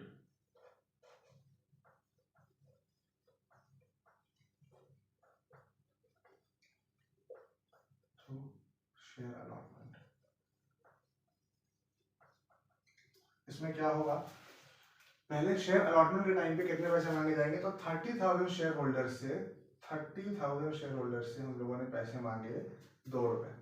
इसका मतलब 60,000 रुपीज़ की कॉल करी गई, और जो 60,000 रुपीज़ की कॉल करी गई, इन 60,000 रुपीज़ में से शेयर अलॉटमेंट का बैलेंस तो अलॉटमेंट के सामने 60,000 रुपीज़ लिखा जाएगा, लेकिन बैंक अलॉटमेंट के सामने देखिए यहाँ पे क्रेडिट साइड पर अलॉटमेंट लिखे थे, 12,000 रुपये जो एडवांस रिसीव करे थे वो यहाँ 12,000 रुपये डेबिट कर लेंगे, ताकि हमने यहाँ पे एडजस्ट कर लिए, और बाकी के पैसे बचे हुए 48,000 रुपीज़ यहाँ पे आ जाएगा। शेयर अलॉटमेंट की दोनों एंट्रीज हो गई। उसके बाद शेयर फर्स्ट कॉल की एंट्री देख लेते हैं, बिल्कुल सेम वैसे ही होगी। Share first call debit to share capital, bank account debit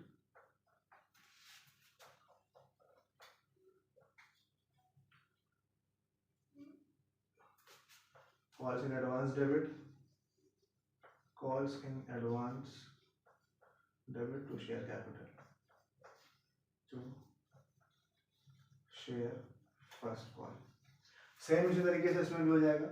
share first call के कितने पैसे, शेयर फर्स्ट कॉल पे मांगे गए 30,000 शेयर्स के ऊपर, 30,000 शेयर्स में मांगे गए ₹2.5, मीन 75,000 रुपीज। 75,000 रुपीज की कॉल हुई, जिसमें से हमने 75,000 रुपीज तो यहाँ लिखना है, लेकिन एडजस्ट कितने करने हैं हम लोगों को, यहाँ पे 15,000 रुपीज एडजस्ट करने हैं। इसका मतलब कि 60,000 रुपीज यहाँ पे रिसीव हुए हम लोगों को शेयर फर्स्ट कॉल में। इसके बाद शेयर फाइनल कॉल की एंट्री होगी,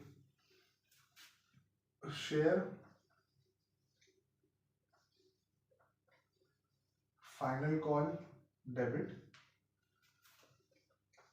to share capital, bank account debit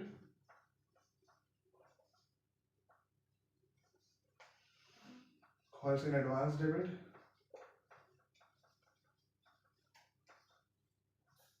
to share allotment.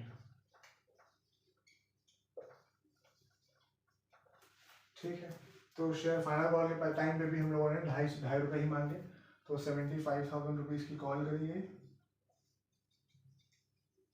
और जिसमें से 75,000 रुपीज में से हम लोगों को इस बार कितने एडजस्ट करने हैं, 9,000 रुपीज ही सिर्फ शेयर फाइनल कॉल पे एडजस्ट करने हैं।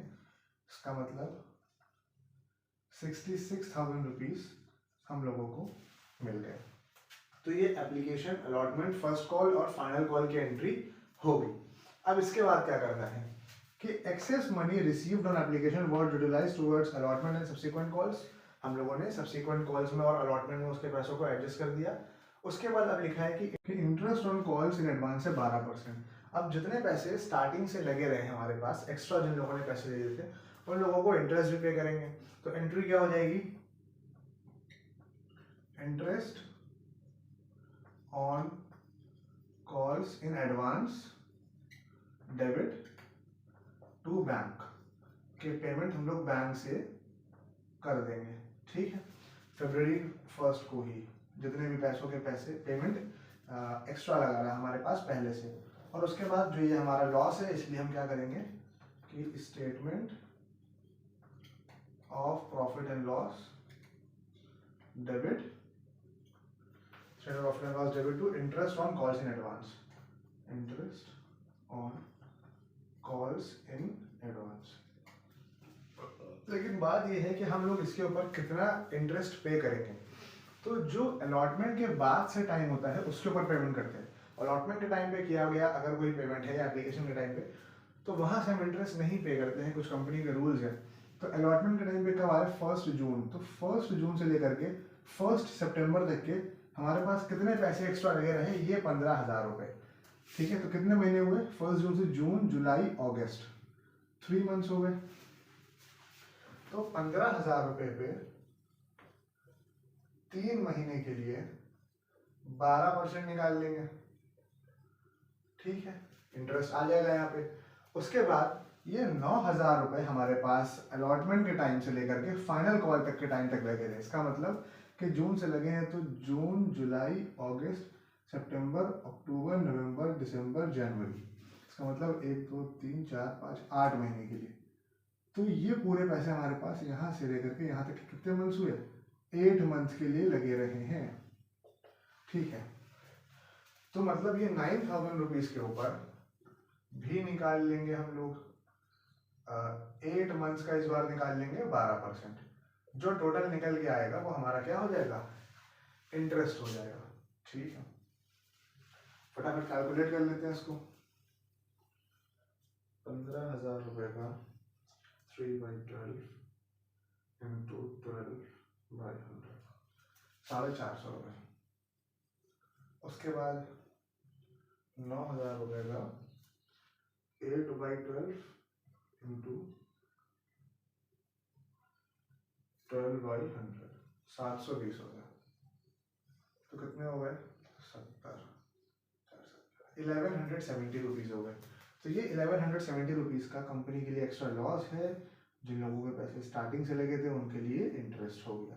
ये 1170 रुपए का पेमेंट हो गया।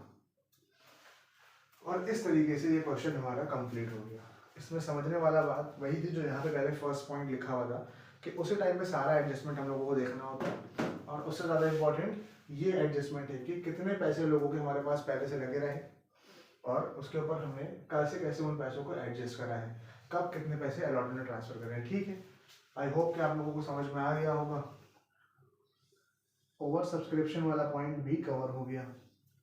इसके बाद अब अगला क्वेश्चन है forfeiture and re issue of forfeited shares.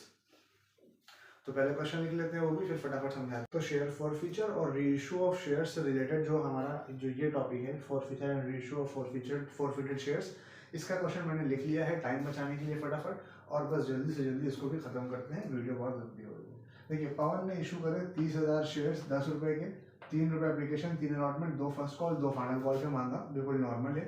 इसके अंदर दिक्कत बस क्या आ रही है कि अशोक जो थे, एक अशोक भाई थे, उन्होंने 500 शेयर्स उनको मिले, 500 शेयर्स उन्होंने अलॉट किए उनको, लेकिन वो फेल टू पे बोथ द कॉल्स, ये कॉल्स के पैसे नहीं दे पाए। तो जो ये पैसे कॉल्स के नहीं दे पाए उसको हम लोग क्या बोलेंगे, कॉल्स इन एरियर बोलेंगे। पहले भी इससे क्वेश्चन कर चुके हैं। आगे की बात ये है, जो नया टॉपिक है यहाँ से, कि शेयर्स जो उनके थे उनको फोरफीट कर लिया गया। मतलब वो शेयर्स कंपनी ने उनसे जब्त कर लिए, वापस ले लिए, और उसके बाद वही शेयर्स को री इशू कर दिया। जो कंपनी के पास शेयर्स है उसने किसी दूसरे इंसान को वो शेयर्स दिए और दूसरे इंसान से पैसे ले लिए, और वो भी जो 10 रुपए का शेयर था वो उसको 9 रुपए का ही दे दिया। ठीक है, 1 रुपए कम पे ही उसको शेयर इशू कर दिया, वो भी फुल्ली पेड अप, पूरे पैसे 9 रुपए ही उससे ले लिए। अब इसकी क्या जनरल एंट्रीज होंगी, तो फटाफट देखते हैं। एंट्रीज यहाँ पे लिख लिए, bank account debit to share application, application के टाइम पे पूरे पैसे आए 30,000 रुपए, 30,000 शेयर्स के ऊपर कितने पैसे मांगे थे, 3 रुपए। ठीक है, 90,000, 90,000, और अलॉटमेंट का भी सेम काम है, आप लोग क्वेश्चन देखिए समझ आ जाएगा। 90,000 और 90,000 रुपए। ठीक, ये काम हो गया, क्योंकि एप्लीकेशन और अलॉटमेंट में सेम पैसे मांगे थे इसलिए यहाँ पे अमाउंट लिख दिया।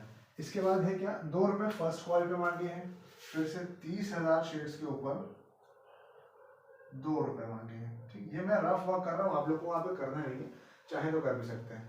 ठीक, 2 रुपए मांगे, तो कितने रुपए की कॉल करी, 60,000 रुपए की कॉल की गई है।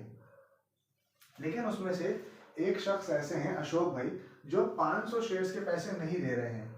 तो 500 शेयर्स के जो पैसे नहीं दे रहे हैं, कितने रुपए, 2 रुपए पर शेयर के हिसाब से, इसका मतलब 1,000 रुपए उन्होंने नहीं दिए, बाकी के 59,000 रुपीज इसका मतलब मिल गए।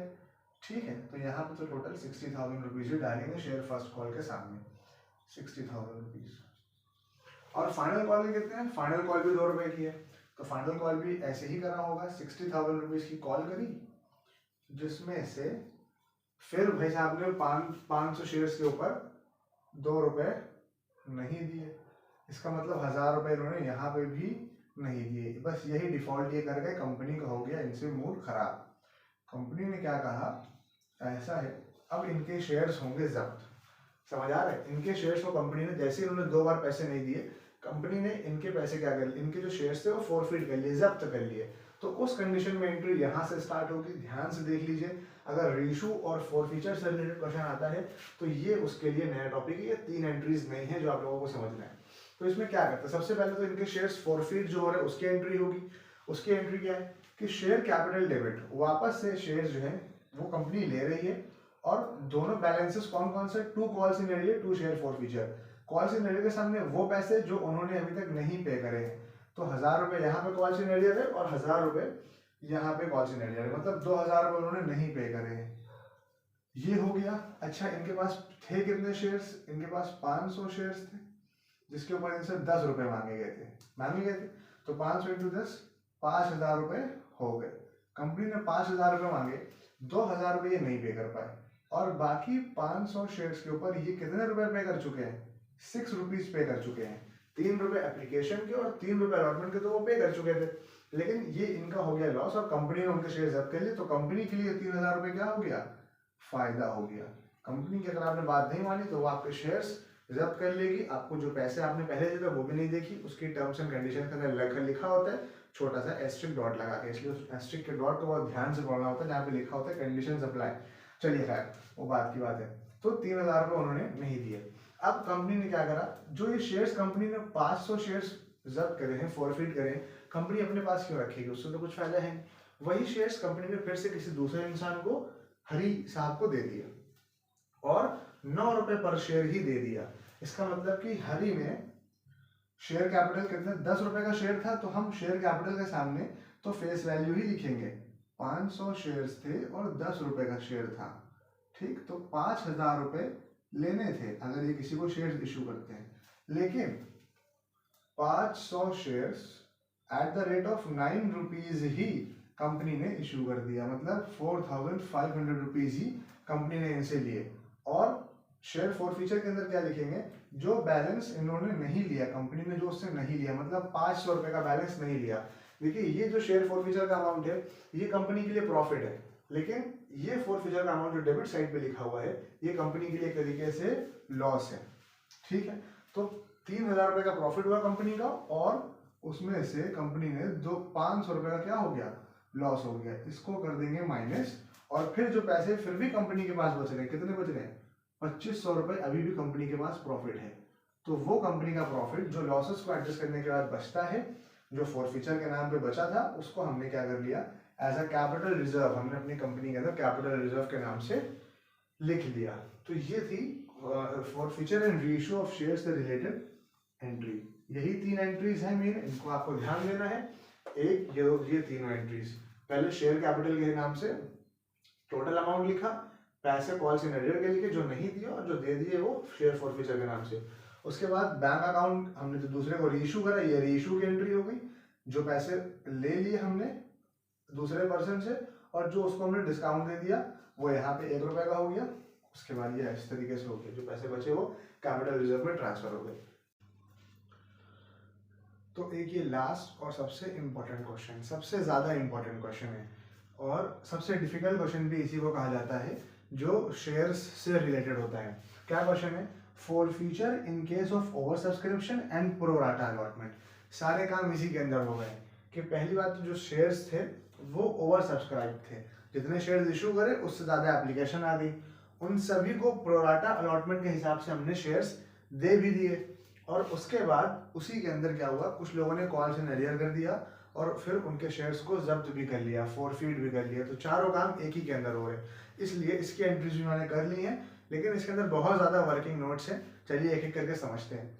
सबसे पहले क्या होगा कि क्वेश्चन देखते हैं। पहले कंपनी ने ऑफर करे 1 लाख शेयर्स निकाले 10 रुपए के, जिसपे 3 रुपए उसने एप्लीकेशन के मांगे, 2.5 रुपए अलॉटमेंट फर्स्ट कॉल और 2 रुपए फाइनल कॉल पे मांगे।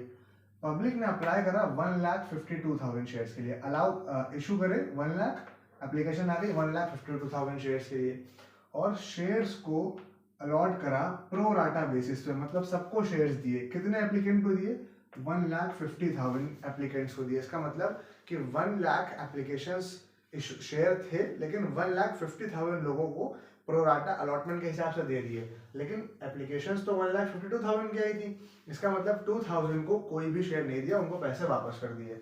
उसके बाद क्या हुआ, सारे शेयर होल्डर्स ने पैसे अलॉटमेंट के टाइम पे पे कर दिए, एक्सेप्ट, बस कंडीशन आ गई। क्या कंडीशन है, एक शेयर होल्डर थे जिनको 200 शेयर्स अलॉट हुए थे, मतलब जिनको 200 शेयर्स मिले थे, उन्होंने पैसे नहीं दिए, अलॉटमेंट के टाइम पे उन्होंने पैसे नहीं दिए, उनके शेयर्स को फोरफीट कर लिया गया और उसके बाद कॉल करी गई। मतलब जैसे ही उन्होंने पैसे नहीं दिए, फॉरेन कंपनी उनको कोई सेकंड चांस नहीं दिया और उसी टाइम पे शेयर्स उनके जब्त कर लिए। फिर शेयर फोरफीट करे, उसके बाद क्या करा, and calls were made thereafter. तो पहले फोरफीचर करा, उसके बाद कॉल्स की जो फर्स्ट और फाइनल कॉल है उसकी एंट्री बाद में होगी। The forfeited shares were reissued at ₹9 per share, 8 paid up, और जो फोरफीट करे थे शेयर्स उनको फिर से रीइश्यू करा 9 रुपए पर शेयर और 8 पेड अप, अभी तक 8 मिले पैसे उस पर। फिर फाइनल कॉल, लेकिन फाइनल कॉल अभी तक करी नहीं है, मतलब एप्लीकेशन की कॉल करी है, अलॉटमेंट की और फर्स्ट कॉल की करी है। एप्लीकेशन के बाद अलॉटमेंट की कॉल करी है और अलॉटमेंट के बाद पहले उनके शेयर्स को फोरफीट करा है, उसके बाद फर्स्ट कॉल करी है। चलिए, तो सबसे पहली एंट्री क्या होती है, एज नॉर्मल पहली एंट्री तो नॉर्मल होती है क्या, कि जितने लोगों ने अप्लाई करा उनके पैसे हमारे पास बैंक अकाउंट में आ गए। तो 1,52,000 एप्लीकेशंस के पैसे हमारे पास आए हैं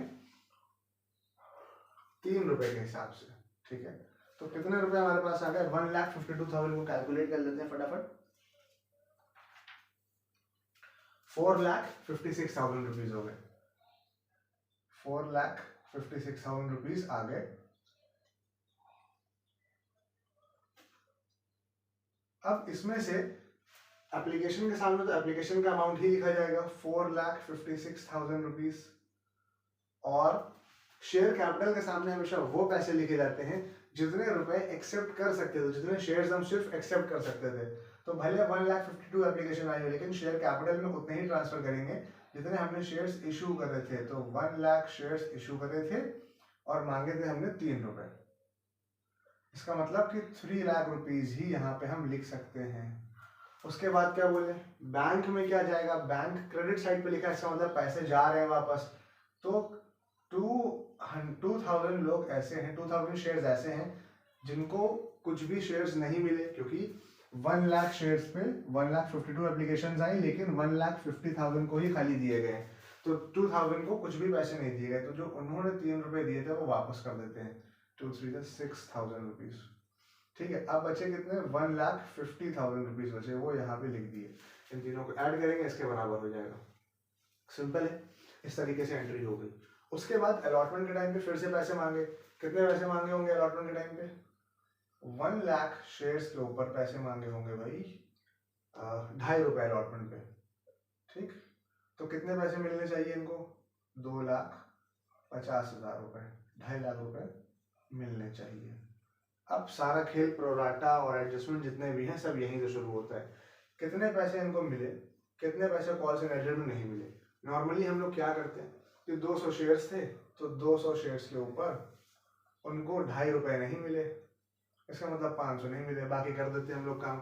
ये सरासर गलत है और यहीं से सारी गलतियां होना शुरू हो जाती हैं। फिर सारे इसके आगे की जो भी एंट्रीज होती है उनका बैलेंस भी गड़बड़ आता है। यहीं पर समझने वाली बात क्या है, यहाँ पे दो बातें हैं। एक, जो अप्लाई किया गया, कितने शेयर्स के लिए अप्लाई करा, और दूसरा कितने शेयर्स अलॉट हुए। यहाँ पे लिखा हुआ है, इसीलिए मैंने रेड से मार्क करा है कि इनको 200 शेयर्स अलॉट हुए हैं, मतलब कि इनको 200 शेयर्स मिले हैं। लेकिन इसका ये मतलब बिल्कुल नहीं है कि इन्होंने सिर्फ 200 शेयर्स के ही पैसे दिए हैं। इन्होंने पैसे दिए होंगे ज्यादा शेयर्स के। ठीक है, कैसे ज्यादा शेयर्स के दिए होंगे? यहाँ पे लिखा है कि जो 1,50,000 एप्लीकेशंस हैं उन लोगों को 1 लाख शेयर्स दिए गए हैं। मतलब 50,000 एप्लीकेशन ऐसी हैं बीच में जिसके पैसे एडजस्ट करने हैं हम लोगों को अलॉटमेंट के टाइम पे।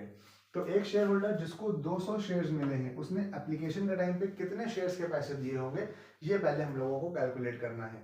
तो सबसे पहले हमें ये कैलकुलेट करना है कि अगर 200 शेयर्स इनको अलॉट हुए हैं तो इन्होंने कितने शेयर्स के लिए अप्लाई किया होगा। जितने शेयर्स के लिए इन्होंने अप्लाई किया होगा उतने ही शेयर्स के इन्होंने पैसे 3 रुपए के हिसाब से दिए होंगे। तो ये कैसे निकालते हैं? बहुत सिंपल सा होता है फंडा कि एप्लीकेशन अपॉन अलॉटमेंट लिखे। देखिए, टोटल शेयर्स अप्लाई करा 1.5 लाख लोग, और लेकिन शेयर्स कितने ऑफर कर सकते हैं? सिर्फ 1 लाख। तो अगर 200 शेयर्स किसी को अलॉट हुए हैं, किसी को 200 शेयर्स मिले हैं, तो उसने कितने शेयर्स के लिए अप्लाई करा होगा, कितने शेयर्स के लिए अप्लाई करा होगा। तो इस तरीके से हम निकाल लेंगे कि application upon allotment multiply by कितने शेयर्स उसको मिले हैं। तो 1,50,000 अगर टोटल शेयर्स हैं, 1 लाख शेयर्स मिल सकते हैं, और 200 शेयर्स इनको मिले हैं तो इन्होंने अप्लाई किया होगा 300 शेयर्स के लिए।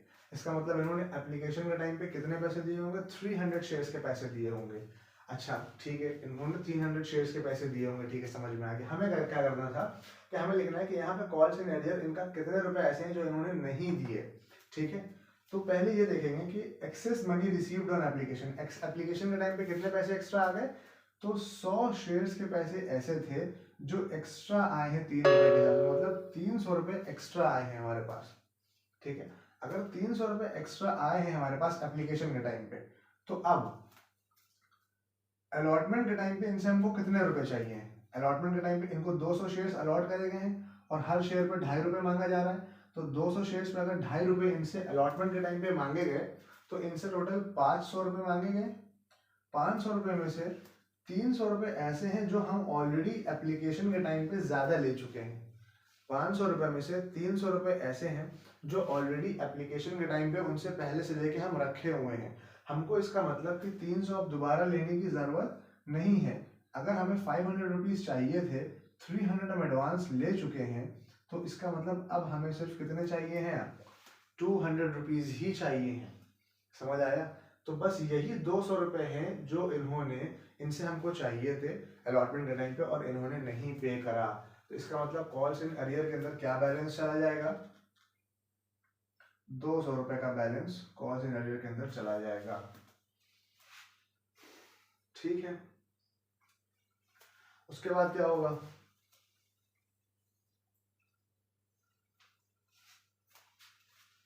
अब 2.5 लाख रुपए यहाँ पे लिखे हैं अलॉटमेंट के टाइम पे चाहिए, लेकिन इस 2.5 लाख रुपए में से 1.5 लाख रुपए तो यहाँ पे लिखे हुए अलॉटमेंट के क्रेडिट साइड पे, ये लिखे हैं या नहीं लिखे हैं? मतलब इन 2.5 लाख रुपए में से 1.5 लाख रुपए हमको ऑलरेडी मिल चुके हैं जो हमको यहाँ पे एडजस्ट करना है। इसलिए अब हमारे पास बचे कितने, यहाँ पे लिख लेते हैं ब्रैकेट में 2.5 लाख। 2.5 लाख चाहिए तो जिसमें से यहाँ 1.5 लाख रुपए माइनस करने हैं, 1.5 लाख। इसका मतलब अब हमें सिर्फ 1,00,000 रुपए ही लेने हैं, 1,00,000 रुपए ही मिलेंगे। देखिए अब यही बात यहाँ लिखी हुई कि अलॉटमेंट के टाइम पे कितने पैसे मिलेंगे। अगर 200 नहीं मिलेंगे तो क्या 2,49,800 रुपीज पूरे मिलेंगे? नहीं। अमाउंट कितना ड्यू है अलॉटमेंट पे? 1,00,000 शेयर्स के ऊपर हमें ₹2.5 चाहिए, मतलब टोटल हमें ₹2.5 लाख चाहिए थे। ये ₹2.5 लाख में से excess receive on application, application के टाइम पे कितने पैसे हमने ज़्यादा रिसीव करे हैं उसको हम माइनस कर देंगे। तो एप्लीकेशन के टाइम पे हमको ₹1.5 लाख पहले ही मिल चुके हैं, तो ये ₹1.5 लाख माइनस कर दिया। अब बचा कितना? ₹1,00,000, मतलब हमें अलॉटमेंट के टाइम पे अब सिर्फ ₹1,00,000 ही मिलेंगे। और उस अलॉटमेंट से भी क्या हुआ कि ₹200 अलॉटमेंट के टाइम पे हमको और नहीं मिले, तो वो भी हमने माइनस कर दिए। बचे कितने? 99,800 रुपीज़। तो यहाँ पे हम लोग लिखेंगे 99,800 रुपीज़। ये पैसे हम लोगों को मिलेंगे अलॉटमेंट के टाइम पे। उसके बाद क्या कर रहे हैं, ये तीनों वर्किंग्स को यहाँ पे चाहे आप वीडियो रोक दीजिए पॉज करके या फिर पीछे करके फिर से समझ लीजिए इसको। इसी में कंफ्यूजन होती है और शायद एक बार में आपको क्लियर ना भी हो पाए, तो आप फिर से समझ लीजिएगा इसको। ठीक है, अब जब इनके शेयर्स इन्होंने यहाँ पे पैसे नहीं दिए तो यहाँ क्या लिखा था कि दीज शेयर्स वर फॉरफिटेड, उनके शेयर्स को फॉरफिट कर लिया गया। कॉल्स तो बाद में करी, फॉरफिट शेयर करे गए हैं। तो इसके अंदर हम क्या लिखते हैं कि इनको शेयर्स कितने मिले थे? 200 शेयर्स मिले थे और उस पर इनसे कितने पैसे लेने थे। टोटल अभी तक जो मांगी गई रकम है, अभी तक कितने पैसे इनसे मांगे गए हैं इसके ऊपर? तो देखिए ₹3 एप्लीकेशन पे मांगे गए और ₹2.5 अलॉटमेंट पे मांगे गए। इसका मतलब ₹5.5 इनसे मांगे गए। ठीक है, ठीक है।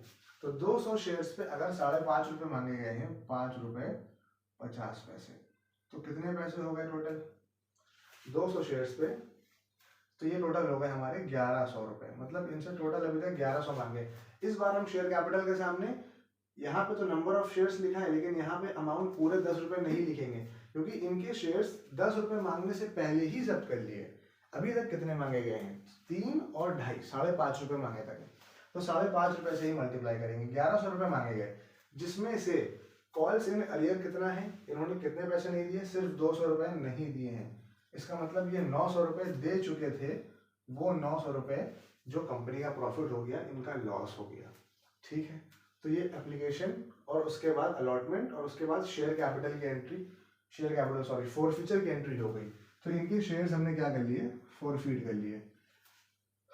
फोरफीचर के बाद क्या है? अब जब फोरफीट कर लिए उसके बाद फर्स्ट कॉल करेंगे। फर्स्ट कॉल के बाद मैं ये आपको समझा चुका हूँ कि री इशू कैसे करते हैं शेयर्स को। री इशू करने के बाद फाइनल कॉल करेंगे। 1 मिनट, इसको पहले रब कर देते हैं, फिर आगे की एंट्रीज करते हैं। स्पेस की थोड़ी किल्लत है, एडजस्ट कीजिए। ओके, तो क्वेश्चन में जैसा लिखा हुआ है कि फॉरफिट कर लिए शेयर्स, उसके बाद शेयर फर्स्ट कॉल मांगी गई है। तो शेयर फर्स्ट कॉल की एंट्री बिल्कुल नॉर्मल हो जाएगी। Share first call debit to share capital, bank account debit to share first call, क्योंकि शेयर फर्स्ट कॉल के जितने पैसे मांगे गए वो पूरे आ गए। बट कितने पैसे मांगे गए शेयर फर्स्ट कॉल पे? देखिए पहले 1 लाख शेयर्स थे, लेकिन 1 लाख शेयर्स में से यहाँ पे 99,800 शेयर्स ही लिखे हैं। क्यों? क्योंकि 200 शेयर्स पहले ही उसने फॉरफिट कर लिए, तो 1 लाख में से 200 शेयर्स निकल गए। तो अब कितने शेयर्स बचे? 99,800 शेयर्स बचे, जिसपे फर्स्ट कॉल पे ₹2.5 फर्स्ट कॉल पे भी मांगे गए। तो 2,49,500 रुपीज मांगे गए, वो पूरे मिल गए 2,49,500। और ये पूरे पैसे बैंक में ट्रांसफर कर दिए। ये ड्यू करी, कॉल करा और पैसे पूरे आ गए 2,49,500। ठीक है, 2,49,500। उसके बाद यहाँ पे बोला है the final call was not yet made, final call अभी तक नहीं करा है, तो शेयर फाइनल कॉल की एंट्री भी नहीं करेंगे। फिर क्या करना है? जो शेयर्स फॉरफिट करे थे उसके बाद कॉल करी, फॉरफिटेड शेयर्स को हमने क्या कर दिया? यहीं पे री इशू कर दिया और ₹9 पर शेयर इशू करा, जिसकी वैल्यू थी ₹8। ये पेड अप और फुल्ली, ये पेड अप और ये इस शेयर के पैसे के बीच में क्या डिफरेंस है? पेड अप का मतलब होता है जितने रुपए उस शेयर की वैल्यू है उस टाइम पे, और जितने रुपए का हमने उसको इशू करा वो यहाँ पे लिखा हुआ है। ठीक है, इसका मतलब ₹8 हम उस शेयर पे मैक्सिमम ले सकते थे, लेकिन हमने उससे ₹9 लिए। ठीक है, तो शेयर कैपिटल के सामने क्या लिखेंगे? जो पैसे हमने जितने का शेयर हमने इशू करा होता है। तो 200 शेयर्स हमने इशू करे और उसके ऊपर हमने ₹8 का शेयर था, तो ₹8 ही यहाँ पे लिखेंगे। इसका मतलब कि ₹1,600 हमें रिसीव हुए, लेकिन जो 8 से 9 के बीच में 1 रुपए का डिफरेंस है, ये 1 रुपए क्या हो गया, जो एक्स्ट्रा हमने लिया है वो हमने सिक्योरिटी प्रीमियम के लिए हैं। तो 200 शेयर्स पे अगर हम 1 रुपए एक्स्ट्रा लेंगे तो 200 रुपए हमको यहाँ पे और मिल गए सिक्योरिटी प्रीमियम पे। तो टोटल बैंक में हमारे पास कितने आ गए, 1800 रुपीज आ गए। ठीक है, ये हमने शेयर्स रीइशू कर दिए। रीइशू करने के बाद जो पैसे फॉरफीचर के हमारे पास थे वो अब हमें कैपिटल रिजर्व में सबसे एंड में ट्रांसफर करना होता है। तो फॉरफीचर का कौन सा बैलेंस है हमारे पास, ध्यान से देखिए। पहले जब हम लोगों ने यहाँ पे शेयर्स फॉरफीट करे थे तो share capital debit to calls related to share forfeiture लिखा था। ये फॉरफीचर का अमाउंट क्या है, कंपनी के लिए 900 रुपए का प्रॉफिट है। और इस प्रॉफिट में से कोई भी लॉस अभी माइनस नहीं हुआ है, कहीं पे ऐसा नहीं हुआ है कि उसने शेयर सस्ते में इशू करे हो। तो सिर्फ प्रॉफिट जो हमारे पास बचा 900 रुपए का, इसी को हम लोग कैपिटल रिजर्व में ट्रांसफर कर देंगे। तो ये 900 रुपए हम लोगों ने कैपिटल रिजर्व में ट्रांसफर कर दिया। और इसी के साथ forfeiture in case of over subscription pro rata जो भी था वो खत्म हुआ। वीडियो थोड़ी लंबी हो गई है, लेकिन इसके अंदर सारे पॉइंट्स, जितने भी मेन पॉइंट्स होते हैं वो सब के सब कवर करे हैं। तो अगर कोई बात अभी भी समझ में नहीं आई है, आप लोग कमेंट सेक्शन में पूछिए, मैं रिप्लाई करने की पूरी कोशिश करूंगा। जिन बच्चों के 2023 में बोर्ड्स हैं क्लास 12 के, उनके लिए बेस्ट ऑफ लक, बढ़िया से पढ़िए। और इसी तरीके से मैं एक ही वन शॉट वीडियोस के अंदर सारे चैप्टर्स के करके 12th क्लास की वीडियोस अपलोड करने वाला हूँ। तो आप लोग चैनल पे बने रहिएगा, ठीक है। और इतनी मेहनत करिए यार, तो एक लाइक तो बनता है। वीडियो को लाइक कीजिए, सब्सक्राइब कीजिए और अपने फ्रेंड्स के साथ इसको शेयर भी कीजिए, ताकि आपके दोस्त भी इसको देख पाए और जो फेल होने वाले वो पास हो पाए। ठीक है, थैंक यू।